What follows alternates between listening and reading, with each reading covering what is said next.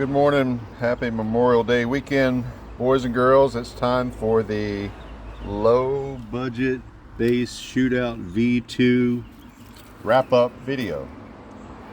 So this was the last contender. I call it the We Lose. The D looks like an O, and whatever. I'm just having fun. So we had what, 1, 2, 3, 4, 5, 6, 7, 8, 9. It started off with 5 and it ended up being 9 contestants in here, and I'd love to have done more. I previously did a budget shootout 15-inch with several more, and you can go back and look at those.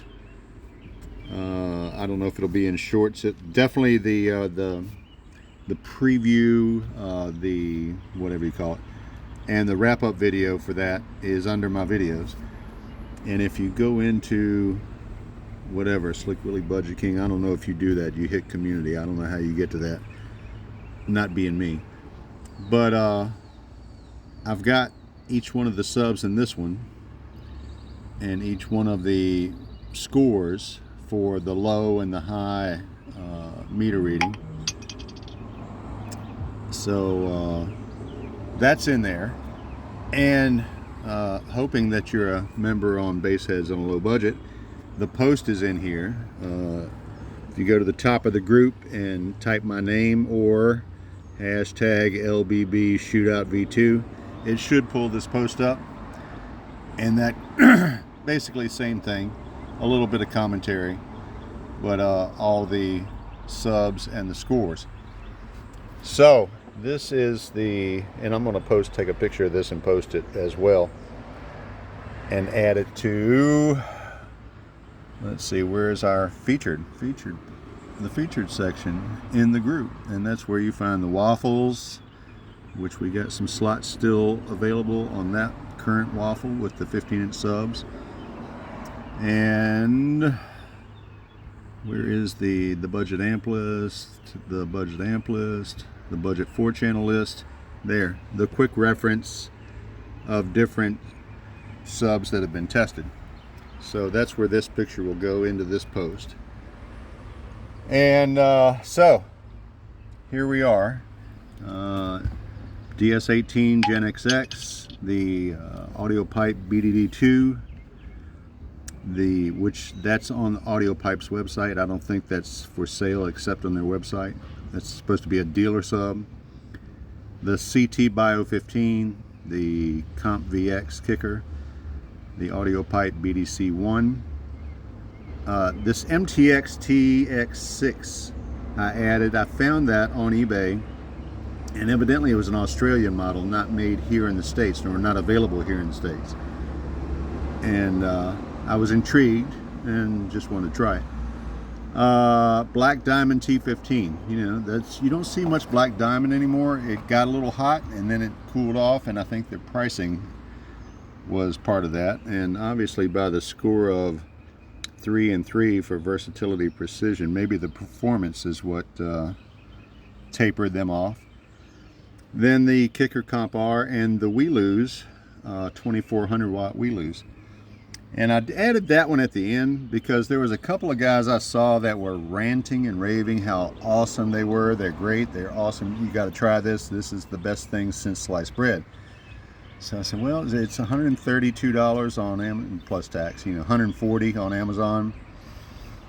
And let's just see, is it all that? So each one, we have the QTS. Each one we have the ohms, the coils, the final load. Let's see, that MTX was a single voice coil, by the way. And the FS of each one. Then I rated how they played deep, how deep they played. And in this particular ranking, 7 was the highest. And the maximum SPL accurate, listening to music, no distortion, how loud could it go accurately. And that pretty much boils into the precision ranking. And then the versatility low bass to high bass, whatever, in the 20s up to the 80s. How much ground could it cover and do it okay? What was the ranking of that particular sub? Then the SPL ranked basically straight up on numbers. How loud could they get with my 2000. Now 2000 at 1 ohm, whatever it is, 1100, 1200 at 2 ohms. So a couple of those, the Gen XX and the BDD2, I think could have scored higher had they been on an equal power level, and they were right near the top. So those are something to be a consideration. Whatever, the BDC1 was also, now yeah, I don't think, yeah, it may go a little higher in SPL, but not for long, obviously. So SPL, number 1, 2, 3. Comp R was number 1, and that's strictly on numbers. Black Diamond was number 2, strictly on numbers. Comp VX was number 3. That was 1, 2, 3 of these tested. Precision, Comp VR, Comp VX, and MTX. Those 3 were the, if you look down in here, as far as precise picking out the details of the bass. Now, like for example, this, what was it, number 8? 8 was the highest score. That was the Comp R and the Comp VX. The MTX was 7.5. The Gen XX and the BDD2 were right behind it. So they were close, but it was enough you could tell. You could definitely tell the difference. Now look at the SPL, the maximum accurate SPL. That's a lot different though. 128 on the Comp R versus the Comp VX was 127.4, and the MTX was 132.4. So that MTX could get louder and maintain accuracy, which other MTXs I've tried were not that, this is a different animal than what we usually get over here. It's a different basket. I guess it's a different design, but, and what was that, 132, 28 FS and 43 QTS. Now, what is the Comp R is 38 versus 43, 25 versus 28.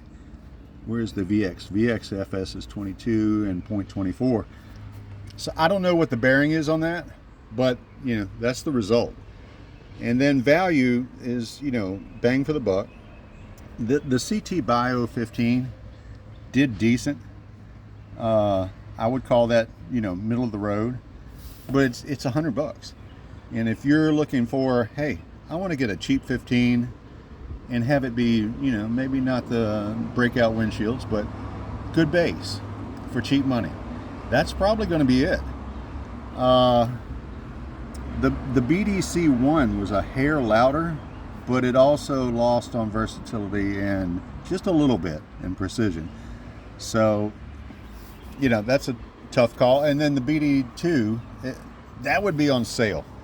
This value, and of course I caught it on sale. Normal price of these, I think is up in the 170, 180, and I wouldn't pay that. But on sale, that's a deal. Then the Comp R and Comp VX, as far as value, now they're kind of pricey. They get over, you have to really shop for those or catch a sale or whatever to get them close to $200. But it's a really good sub. It's not going to be your X-Max SPL sub, but if you just want good music, good sounding bass, broad coverage, they're going to do it and do it well. Now, mind you, we're in a true spec gpcaraudio.com prefab. No, I'm not getting paid for it. Wish I was getting some kickback. But this is the box I use, 3.5 cubic feet, 35 hertz. Now, as a final addendum or side note, the Weeloos scored horribly on versatility and precision. But it did play the lows, like lows, 25 to 40. Pretty daggone good. Now, if that's all you're listening to is rap and stuff like, $140, then that might be a consideration. and it's supposed to, what, 2400? I don't know what the 800 RMS is it rated at. I'm not sure. And that has the basket.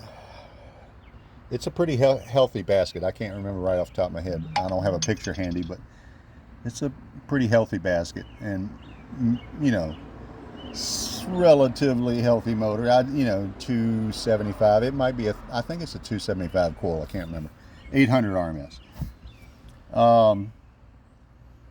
Maybe it's a 2.5-inch coil. But like here, 122 was the SPL. It was the lowest where it lost precision. And it wasn't the loudest. Now, those guys that sit there out there banging it, okay, on the rebased music, I get that they're banging it, and it probably does work good. It did play some lows that surprised me.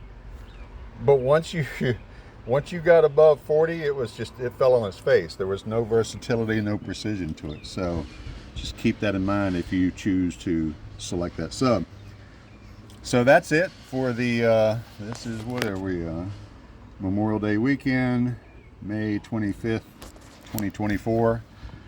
Low budget based shootout V2. And we're going to have a V3 coming up. I haven't decided if it's going to be 10s or 12s, one or the other, but that's the next one coming up. And I got a pile of them to test, and it's going to be in some fashion of a prefab ported box. So that's it. Have a good day.